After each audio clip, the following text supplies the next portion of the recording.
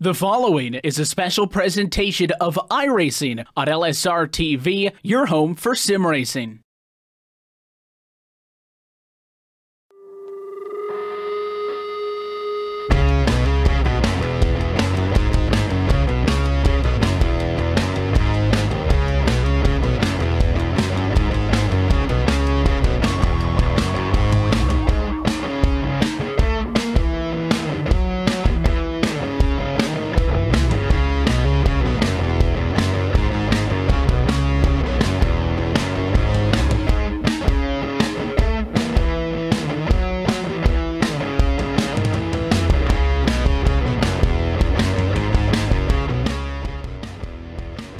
Above the Oxford Plains Speedway, we say good evening, sim racing fans, and welcome to another doubleheader night here on LSRTV, your home for sim racing and iRacing Live. Cisco Scaramouche alongside Randy Cheneth to bring the all the action, and tonight we're kicking things off once again the Bootleg Racing League Outlaw Modified Series, round number 2, the St. Jude Children's Hospital 100 here from Oxford.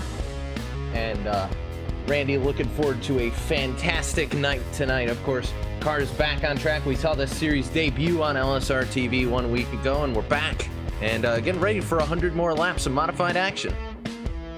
That's right, Cisco. The race at Langley last week was phenomenal, very clean, a lot of green flag action and a lot of good side-to-side battles up and down the field there. Oxford, a very unique challenge for these drivers. It's going to be interesting to see how they're able to cope with a racetrack that you spend basically the entire lap turning to the left. Yeah, it's definitely a unique racetrack, one that we've seen in various capacities here on LSRTV, whether it be them covering it in dirt or them running super late models. We've seen street stocks here, and now we're going to see the modifieds, the SK modifieds, take to the track here for 100 laps. But, of course, we want to run you through your point standings. There's only been one race this season, so it's a little bit easy right now because, well, we'll just run you through the finishing order from 1 week ago. Tim Shinowski right now sitting on top of the board. He'll be first, and then Donnie Moore, John Holcomb, Kenny Kibbe, and Stefan Alphonse are your top 5. And Randy, of course, these guys coming into tonight, the top 10 from last week are going to get inverted, and that'll be your starting grid going into tonight. So these guys, someone like a Tim Shinowski who won the race, well, he's going to be starting from the back. Yeah, and Mr. J.R. Shepard, he's going to be a very happy camper, and he's one to look out for second here in practice as we get ready to cut over and take the grid. But it's an interesting format for this series. Excuse me. Then having the grid be inverted like that always keeps things nice and dynamic. It's I think, going to prove to be very, very fun to watch over this championship. Absolutely, and as the cars get set to head down in the starting grid, we're going to run you through your LSRTV starting grid here for round number 2, the St. Jude's 100 here from Oxford Plains.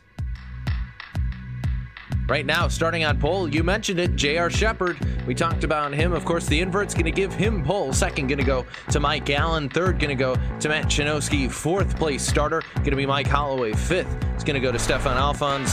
Kenny Kibbe's going to start 6th. 7th going to go to John Holcomb. 8th going to go to Donnie Moore. 9th place starter Todd Liston, and Greg Stafford rounding out your top 10. Lowell Jewell's going to come home in that 11th spot. Well, he's going to start in this 11th spot.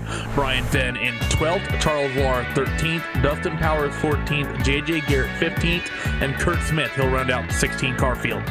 16 cars getting ready to take about 37.5 miles here of racing action here for the Bootleg Racing League Outlaw Modified Series. We'll run you through your track facts. Of course, this a track that many in iRace are very familiar with, Randy, because, well, we all own it. Oxford Plains, of course, one of the few tracks also that doesn't have an outside retaining wall around most of the track. So a lot of unique characteristics to this .375 mile oval.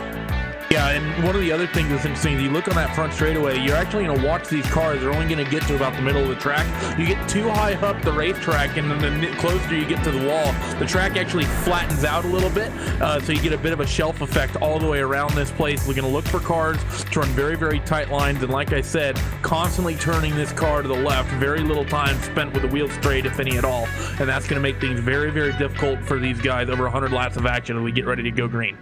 Oh, we thank you for joining us here on LSRTV. J.R. Shepard going to lead the field around turns number 3 and 4, and he'll take the American Ethanol green flag. Flag is in the air, green flag from Oxford Plains. We're racing. It's a good clean start up and down the field, not a lot of over aggressive moves, and everyone just, I think, getting themselves sorted. Fight is on for second as Matt Chinoski, he's going to look to get aggressive on Mike Allen and take that second spot away, and he's able to do so. Also wheel to wheel in the background from about mid-pack to the back of your field. Your top half, though, pretty much all single file. Yeah, a little bit of battling. It's around Todd Liston and these guys. Liston actually got checked up. I think he got caught on the curb there, Randy, but able to hold the car together as they come through 3 and 4 once again. Very quick lap times being clicked off here. And you see, of course, these guys have to be careful of those open wheels, not to hook them onto those curbs like we saw Liston do just then. But single file through your top 5 right now. Everybody running and giving each other a little bit of racing room here early on.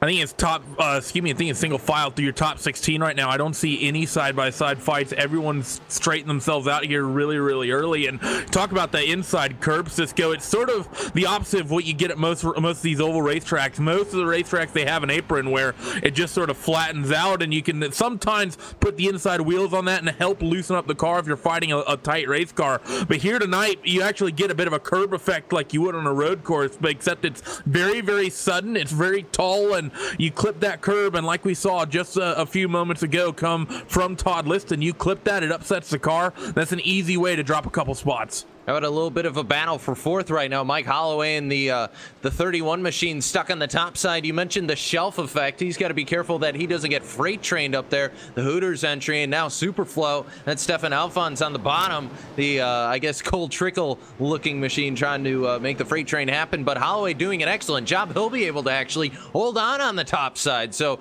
very fantastic driving for Mike Holloway. He'll hold on to 3rd.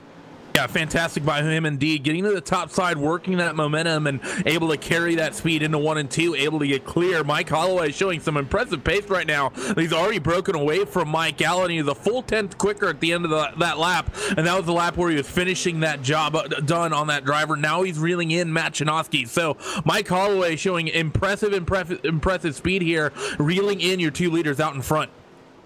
Yeah, absolutely. And those 2 leaders have kind of broken away from the pack. You see Chinoski and J.R. Shepard, your top 2. Then Mike Holloway's kind of in the middle of no man's land. And then you got Mike Allen, Stefan Alphonse right there, 5th, 6th, 7th, and on. So these guys kind of having to work together. I think they'll have to stay single file if they hope to catch the leaders back up here, Randy. 10 laps already in your book. We're a 10th of the way through. Yeah, it's been a quick 10 laps. Hasn't only 2.5 minutes since that green flag went waving. So, but you mentioned the fact the top 2 had a bit of a breakaway. That is no longer the case. I think Max Chinoski and J.R. Shepard, they're either just really, really underdriving the cars right now, wanting to keep themselves and their tires nice and cool and not burn their stuff up, or they've already burned their stuff up because everyone behind running about a 10th quicker, if not a little bit more on average. This time through, they sort of pick up the pace a little bit, but they've been struggling for that speed, and because of that bit of a gap we saw has come down, and it now is bumper to bumper for your fight for 2nd place. Yeah, and Holloway's done an excellent job to catch them up. Meanwhile, a little bit of a battle I saw quickly. I believe it was Charles Lahr tried to go the outside to Todd Liston, but he's going to fall back there. So Lahr not having the greatest night on here. Started 13th, he's run 14th, so dropped a position here tonight early on. But apart from that, it's that accordion effect starting to happen behind Chinoski. Chinoski's in a very good position right now, Randy, but the problem is as more and more cars start to stack up behind him, these guys going to get impatient. I think the thing he's going to like, though, the fact that it's very difficult to make passes around this Oxford Plains Speedway because you're spending so much time with that wheel turn to the left. You're only dialing it back to about 30 or so degrees of input from about the 90 to 100 or so that you have running through the corners. So you're really putting a lot of wheel into this car, and because of that, it's difficult to get a pass set up. The car's never really going straight. You don't really have a long, hard braking zone to try to work with, and it's very, very difficult to get a run on somebody here. So even if you have a pace disadvantage on someone behind you, it's very, very difficult for that driver to even set up a pass on you, nonetheless be able to pull one off. You've seen a couple drivers be able to do it, and Mike Holloway, that car in 3rd, was one of the ones who was able to make that move stick. Let's see, though, if he can get that job done at some point here in the remaining 80 or so laps on that 0-0. Yeah, the 0-0 at this point, if you're Chinoski, you got to be wondering, because he's been able to kind of maintain the gap he's had with J.R. Shepard, but just everybody else behind him starting to stack up. So Chinoski's got to find something somewhere I'm not sure where he's losing a lot of that speed. I'm thinking maybe kind of center off. That car is losing. He seems to get caught a little bit in that kind of area. You see it right there. The 31 was able to just close up. So I think that's where the 00's losing that time. He is keeping hanging tough with J.R. Shepard, though, so it's not like Shinosky's slow necessarily. He's just not as fast as I think Mike Holloway and the rest of these guys want him to be. Yeah, I think that's basically, the exact situation as you said it. One thing we missed in the background, the 4 machine of Charles Lahr, he had a lazy little spin through 3 and 4, came down on the infield. It came to a stop off the racing surface, so he stayed green. And Charles, he didn't get any big contact, but he decided that was going to be the end of his night, so he's going to pull it off after that one little lazy spin. So unfortunate for him, but we stay green here at Oxford Plains. Yeah, we'll take a second look at that on your LSRTV replay, and once he got the curb, he was just donezo. So Lahr spins to the inside.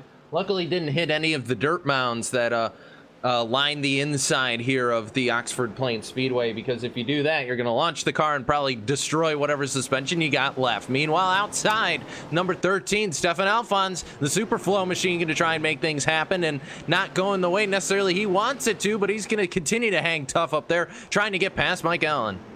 Oh, and Mike gets a little bit of a tap from behind, so that's going to make it go the way of Alphonse. That was Donnie Moore. Just a little bit of a shot came to the back of Mike Allen. Not a hard one, but enough that I think it upset that 59 machine's rear tires. Maybe lifted him a little bit up, just brought a little bit of weight off that rear end, and that meant he had to be a little bit more careful on throttle, and that basically gave that spot to the 13 machine. So aggressive driving here towards the tail end of your top 5 as we're now over quarter distance in this 100-lap main event. Yeah, past quarter distance. Also promised for J.J. Garrett. Not sure what happened to the number 11 machine, as whatever happened, we had just cut back. So Garrett running into problems earlier on. His car is parked. He's done for the night. So the 11 will not get an opportunity. He should finish around the 15th Oh, I see what happened. He came on pit road. I don't know if he had damage or what, but he came on towards pit road, and that car got jacked up. I'm not sure if he was calling it quits or what the situation was, but once you get once those right side tires get jacked up, not only do you have this race basically wiped, but you're suspended going into the next week as well. So that's going to be very, very unfortunate for that 11 machine to essentially lose 2 weeks here in one night of racing. Now, the fact that he got immediately out of the car, I'm not sure if they're still enforced that rule, but it's going to be interesting to see regardless. Yeah, we'll have to see if he spoke with the admins, but either way, right now, continuing to be single file, and Alphonse did an excellent job to hold off that attack by Mike Allen, and we've seen some speed on the outside, Randy, and as this race goes on, these cars are going to start to put more and more rubber on the racing surface and kind of have an effect like we saw in the Myrtle Beach Simulation Series 1 week ago, where these guys, the more rubber you see put on the bottom of the racetrack, the tighter your car is going to be running through there. You're going to want to try and find speed elsewhere, and you might see the groove start to move up the racetrack a little bit. It might move a little bit, but I don't think these guys are going to be moving very much. The main reason the top side is so strong, I think, is because you can pinch that driver down below you as they come off the corners. Being able to maintain momentum around a track like this that is really more circular than it is oval in terms of, you look at the line that these guys are running, if you can maintain momentum on the outside, you can generally make a move stick. The other thing to keep in mind is in these SK modifiers, you saw last week out at Langley that once we got around 75, 80 laps in, tires started to go away. People were starting to fight loose conditions, and around a racetrack where you are constantly turning, those rear tires are going to be getting a workout just trying to keep that car pointed straight and not breaking loose. That's one thing I'm really keen on watching, is seeing which drivers have done a good job keeping those rear tires nice and sticky over the course of this one and not overcooking them. I think once we see lap 70, lap 80, we might get a couple movers and shakers, as we're still basically one big long train of cars throughout this entire field. And one thing I'm starting to notice, Randy, is the fact that I'm looking for the drivers who might be trying to de-wedge their cars a little bit, because these guys, you put so much pressure on the left side if you're constantly turning.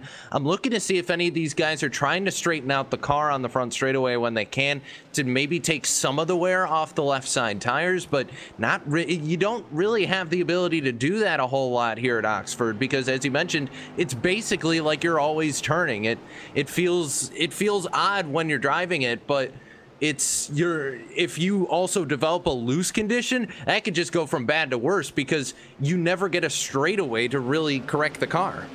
The left side tires, I'm not sure if that's what I'd be too worried about. We see the 13 machine, that's Stefan Alphonse. He's fighting with Mike Holloway. We saw Mike take that third spot away a handful of laps ago. We thought he might have been a hard charger. He helped to close that gap to second, but now he just lost that spot back to that 13 machine. So move Stefan up into that third spot. Well done move by him. But the other part of the car that I'm really worried about is going to be that right rear tire. And typically on these oval cars, it doesn't matter if it's a NASCAR machine, an Indy car, anything that runs on an oval, the right rear and the right front are the two tires that you really need to be worried about. If you burn off the right front, you're going to be fighting tight. If you burn off the right rear, you're going to be fighting loose.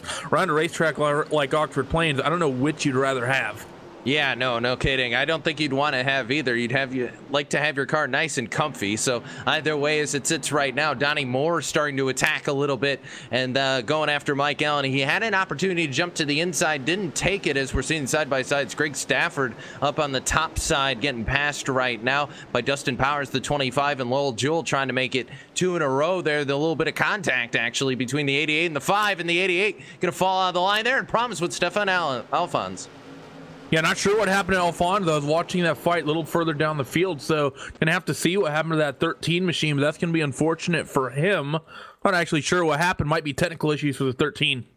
Yeah, we'll take a second look and see if it was just a connection problem or what happened to the number 13. He was riding in line third and see a little bit of a battle behind him, but either way, the 13 running into issues here. And at this point, Randy, we're clicking off about 4 laps a minute. And, by the time, if you have to reconnect or whatever things are going to be, you're basically out of this thing. So big time trouble for Alphonse. Yeah, it is just one of those situations where if you DC from a race like this, that's the end of your night. Especially on the roadside, you can sort of DC from a server, and if you're in a long enough race like an enduro, you can get back in and be in a sort of position where you were before the DC. But a night like tonight, you're just going to drop all the way to the rear. You're going to lose a whole bunch of laps, and you're just going to be really frustrated going into next week. Yeah, no kidding. 3 cars kind of bunched up here. It was Allen, Moore, and Holcomb. We kind of saw the back end of that on the replay, but these guys very close together right now, closer than I think most of the rest of your field. So these guys, keep an eye on them, because we might see some, as Jake Sperry would call it, argy-bargy. But either way, as this race continues to go on, it gets harder and harder to pass here. You're thinking these guys might have to start taking moves to try and jump to that inside, whether the other guy in front of them likes it or not. Yeah, and like we said, this is such a difficult place to make that happen because the straightaways are so short and aren't really all that straight. So it's going to be one of those situations where I think the outside move is going to be where you have to try to make things stick. And either that or, like you said, things are going to have to get physical. We've seen the outside be good, though, through this first 50 laps. And as we now tick over in the halfway right here, right now, it's going to be interesting to see if that outside is still strong once we get closer and closer to that checker flag. Yeah, these guys flying by the start-finish line, and get that out eventually. But either way, 13 cars still left on your track. Everybody on the lead lap. The furthest back car right now, Kurt Smith, running into issues right now. The number 6 has kind of lost the end of the pack, as has Todd Liston, the 87. Everybody else still a part of that 11-car conga line that makes up the rest of your field. So everybody just waiting to see when mistakes either happen in front of them or if they have to save a mistake. But right now, J.R. Shepard, I should say, has done an excellent job. 7/10 of a second lead over second place.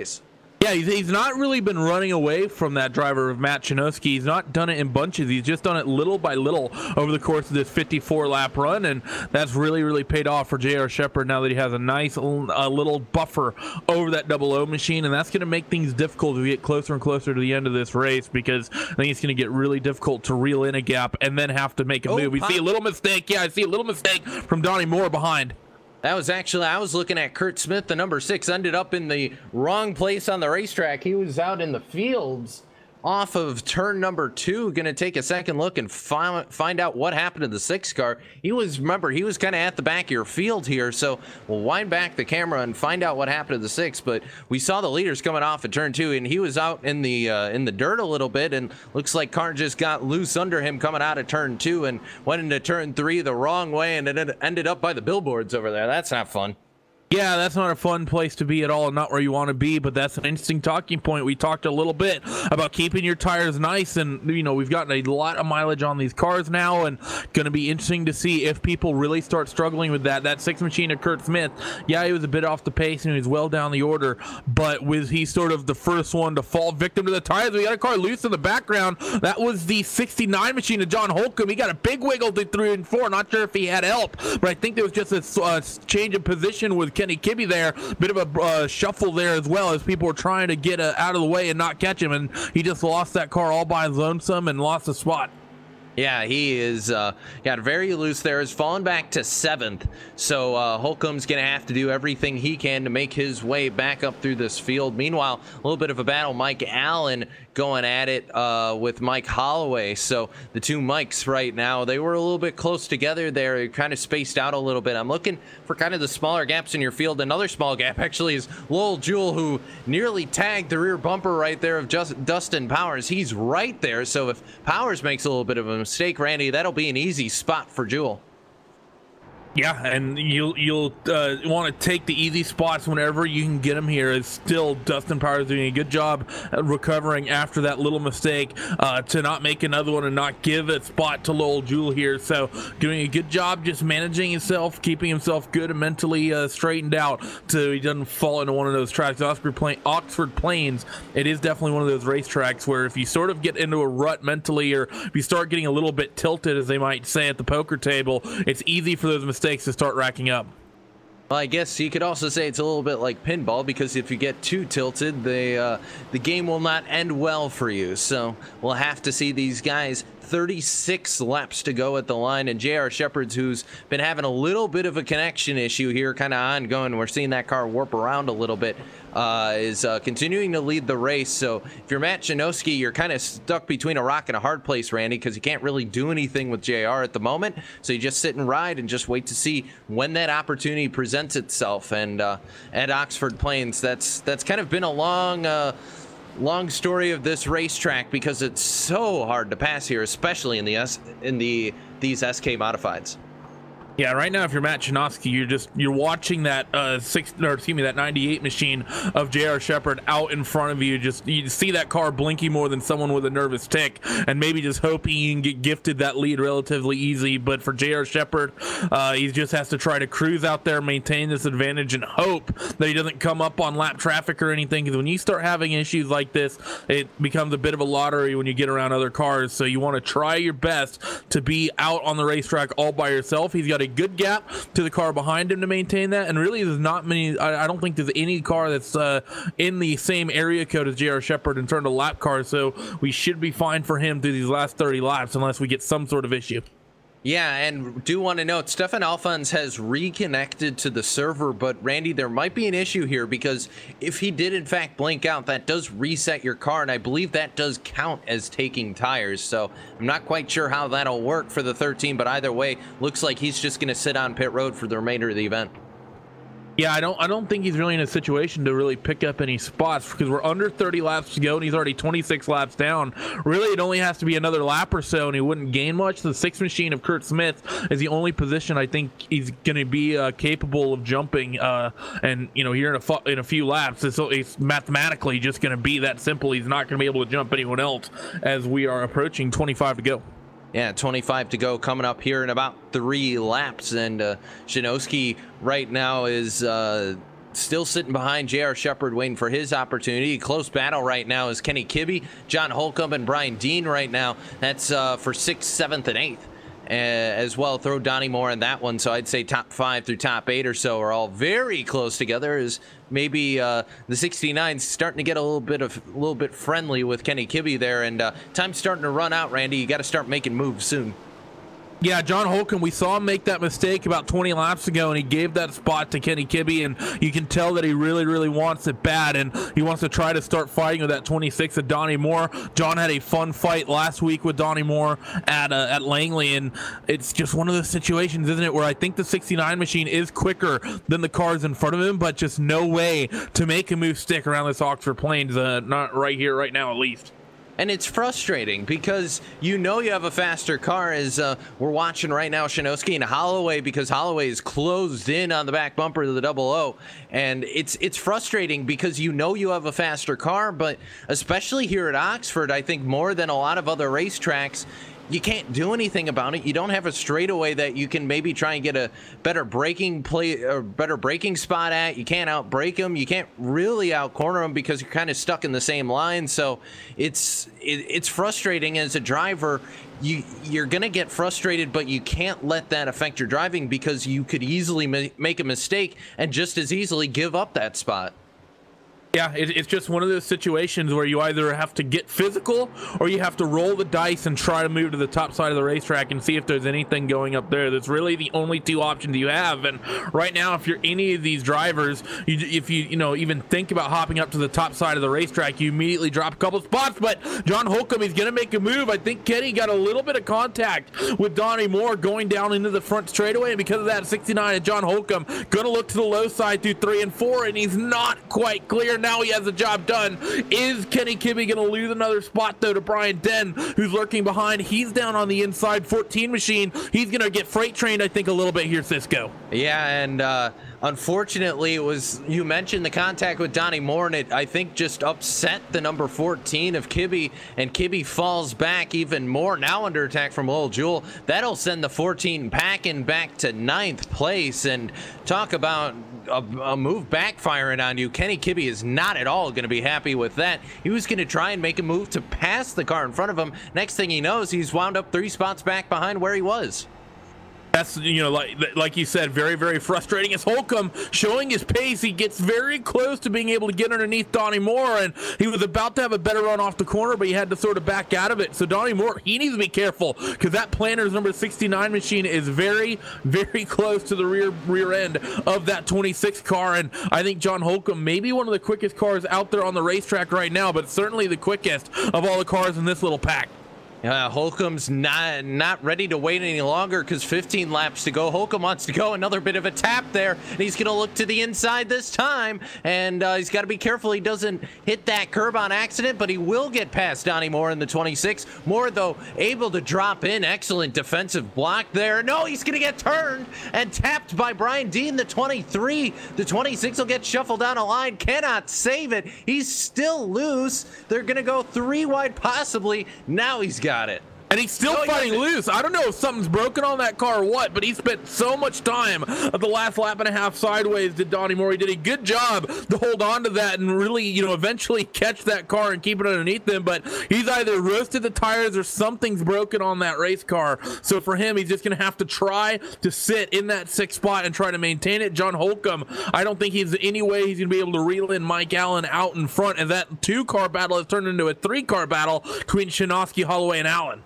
And Randy, it's what we talked about, the fact you can't de-wedge that car, and it meant that it means that if you're going to get loose, you're not going to have that straightaway that you'll be able to straighten out the car. You saw how loose he got going through the corner, and it just kept backfiring because he didn't have the opportunity to find a straightaway and be able to sort that thing out until later. And it's just one of those situations, too, where because of the unique characteristics of this racetrack, sometimes, at a normal racetrack, you'll have a little bit more ways you can save the car. You can sometimes the apron will sort of help you out if you hit it right. But the other problem you have is on these straightaways. If you drop onto the shelf while the car is sideways, the weight distribution is just going to go all sorts of wonky, and you're more often than not going to lose that machine. But one thing I am keeping an eye on those Cisco's, I think that gap to the leader between 1st and 2nd place has come down a little bit. Last time through, J.R. Shepard was quicker, but I think he needs to be nervous inside of 10 laps to go, and I think those 3 2nd through 4th are very, very quick. Yeah, I'm tabbing between our 2 battles, that battle for 2nd, 3rd, and 4th, and then also the battle between Donnie Moore and Brian Dean. Those are really your 2 battles left on track. Liston's about 4 seconds behind. Jules got another 2nd between him, as does Powers. So not really a whole lot of battling outside of that, but Holloway closing in on the 00. It's down to about 2/10 or so, and he's looking for the inside now. Lap traffic of Kenny Kibbe sort of aided that, and that gap is down to absolutely nothing, as it's going to be 5 to go next time across the stripe. Through 1 and 2 they come. They're going to stay single file for the moment, but I think Mike Holloway, he wants to pick up this spot, and I think he's going to throw an aggressive move here within the next couple laps. He wants to try to give himself a lap or two to try to make that move stick. When is he going to be able to get there, though? Because Matt Szymanski's done a good job here to open that gap up just a little bit. Yeah, Szymanski has done a fantastic job, and it's going to be, he's either way not sure if he's going to be able to catch J.R. Shepherd with only 4 laps to go. He's just going to have to worry about defense at this point. And Holloway, we know he wants to grab that second spot on the podium. So 3 laps to go at the line. It's got to happen now, Randy. Yeah, you have to start making that move now, because it's going to take you about a lap or so to even really get it started, and then to make it stick. It takes about a lap or so to get clear of someone here around Oxford Plains. Matt makes a little mistake. He clips the curb through 1 and 2. That's going to give a bit of time to Mike Holloway through 3 and 4 now, and that gap is back down to nothing. Holloway has to try to push Szymanski into making a mistake. They've dropped that fourth place car of Mike Allen just a little bit. He's out of the picture. It's now just these two. White flag in the air. This thing's going to be over in about 16 seconds. Holloway's got to make that move before the end of it. White flag in the air for J.R. Shepherd, though, has done a fantastic job. Been out leading all night long. And dive bomb move coming from Mike Holloway. Not sure if it's going to be enough. But for J.R. Shepherd coming through turns 3 and 4, it's going to be checkers in the air for J.R. Shepherd. Szymanski going to hold on. And Shepherd wins from Oxford Plains. What a dominant performance by him. Mike Holloway never got a chance to make that move. Like you said, he sort of threw a half of a move at one point, but wasn't anywhere close enough to even be able to make that stick. But for J.R. Shepherd, it's a fantastic drive from him. Finished 10th last week, gets the pole, and goes flag to flag here tonight. That's the second time we've had a driver go flag to flag in 2 weeks. So dominant performances from Tim Szymanski and now J.R. Shepherd. Yeah, Shepherd has done a fantastic job all night long and is going to come home with the victory here from Oxford Plains for the St. Jude 100. And we'll take a look at your full race results here before we step aside for a moment. We'll talk to your top 3, but let's run you through your full race results here for the St. Jude Children's Hospital 100 from Oxford Plains Speedway. J.R. Shepherd gets the victory. Matt Szymanski is going to finish 2nd. 3rd going to go to Mike Holloway. 4th going to go to Mike Allen. John Holcomb's going to finish 5th. 6th going to go to Brian Dean, who was able to make that move on Donnie Moore in the closing stages of the race. 8th going to go to Todd Liston. 9th to Lowell Jewell, and Dustin Powers rounds out your top 10. Top 10 are the only drivers who finished on the lead lap tonight. Kenny Kibbe in 11th will finish 3 laps down. Kurt Smith in 12th, 17 laps down. Greg Stafford in 13th, 21 laps down. Then you got Stefan Alfonso. He had technical issues about halfway. He finishes in that 14th spot, 57 laps down. And then you get J.J. Garrett and Charles Lahr. They round out the 16-car field tonight. And we'll take this moment to step aside and gather our top 3 here from the Oxford Plains Speedway. You're watching the Bootleg Outlaw series, or the Bootleg, I can't talk today apparently. The Outlaw Modified Series powered by the Bootleg Racing League, right here on your home for sim racing, LSRTV.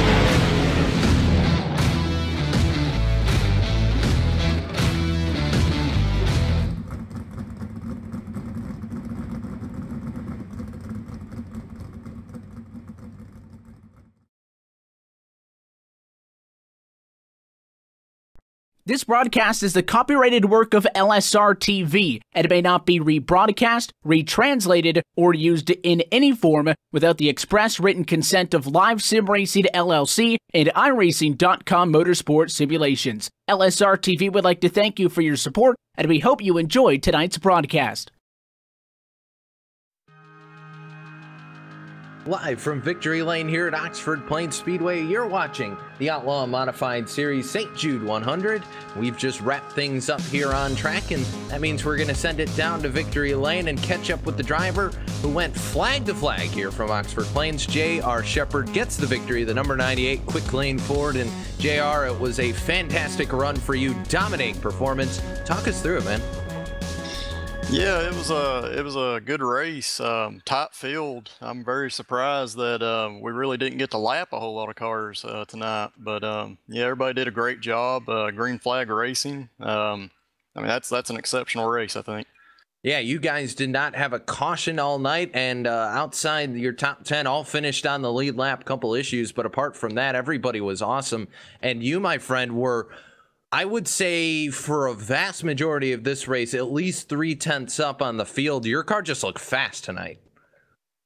Yeah, this is a mentally tough track. It's one of those where you got to stay focused. And yeah, I found, as far as saving tires, just keeping the car hooked around the bottom of the track and not overdriving it is the key. And I just focused on that. And you know, when you start up front and you're the leader, you kind of get to control the pace a little bit. So I was kind of going off the guys behind me and just staying focused. Well, you did a fantastic job here from Oxford Plains. I'll give you the opportunity. Sponsor shout-outs. Who gets it done for you and the team on the 98? Well, I got Ford Motorcraft on the car.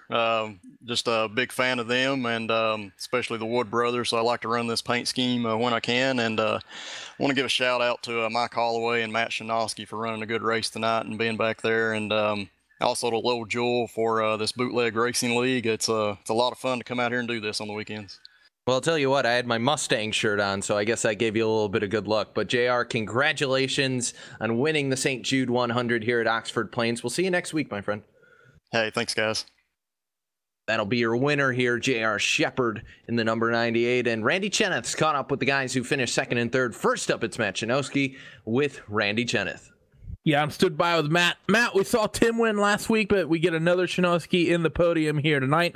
That double O machine looks solid. After a good run last week, finishing in the top 10, you strolled off third tonight, finished P2. How's that double O machine hooked up?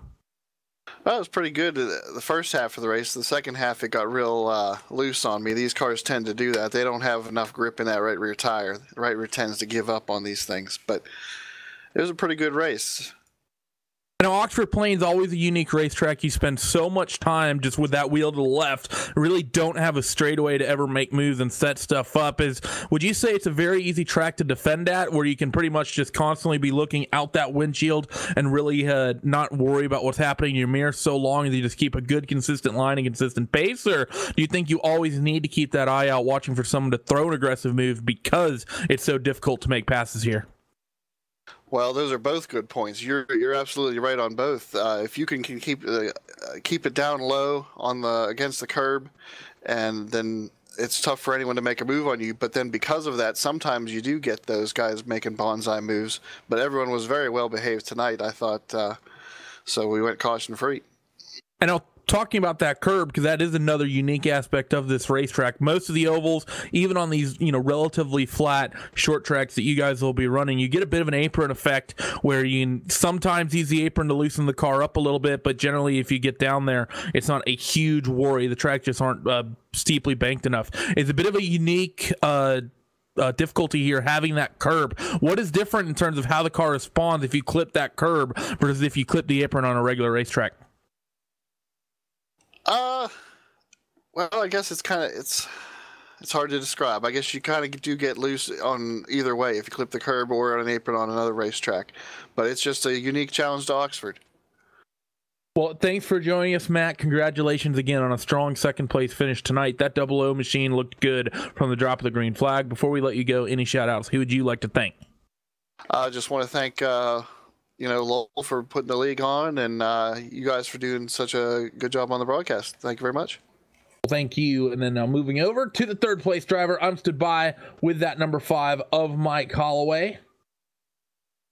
And now we got Mike with us officially. And Mike, it was a good, strong run for you out there in that number 31 machine. Finished third tonight, started a little bit deeper down. I think you dropped back as far as 5th at one point, maybe 4th, but you did a fantastic job fighting your way into that third spot. You initially got there early, and then you dropped back, and then you took that third spot back. How's that 31 car feeling tonight? Yeah, it was just a good, nice, quiet race.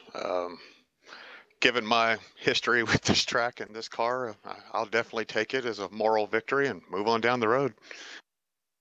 Well, it's always nice to have a good result at a track you may have struggled with in the past. But next week we're going to Lucas Oil, and Oxford Plains is sort of a unique racetrack in the fact that the higher you get up on the racetrack, especially on the straightaways, you do have a bit of a shelf effect, so it tends to flatten out. When we go to Lucas Oil next week, it's the exact opposite. The higher you get up on that racetrack, you get higher and higher banking up the corners. One of the progressive racetracks on the iRacing service.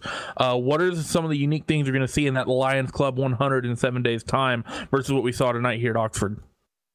I think the next week you're probably going to see it's going to be a contest of those who are patiently brave. You know, that, like you said, that outside line, it's really going to be a matter of who's really got the bravery to get it out right out against that wall, and that's the person you'll see be making the big moves.